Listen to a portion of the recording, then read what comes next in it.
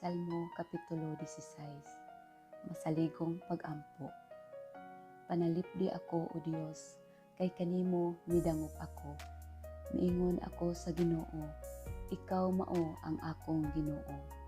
Ang tanang maayong butang nga ania kanako nagikan kanimo.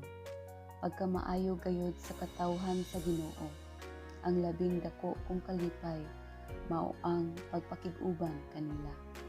Ang mudangop sa mga Diyos-Diyos, nagdapit lang og daghang kasamok sa ilang kaugalingon.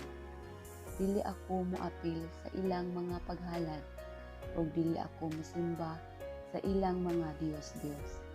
Ikaw ra gayud o Ginoo ang gisaligan ko, ug gihatagan mo ako sa tanan kong gikinahanglan. Ang akong kinabuhi anaa sa imong kamot, pagkaanindot gayud sa dapit nga gihatag mo kanako, pagka maayo gayud niini.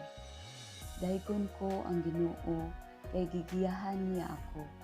Sa gabii ang akong tanlag naglamdag kanako. Ang Ginoo gisunod nako kanunay, ug wala ako'y gikahadlukan, kay ania man siya sa akong duol. Busa mapasalamaton ug malipayon ako kaayo, ug nagpuyo nga malinawon. Kay gipanalipdan mo ako gikan sa gahom sa kamatayon.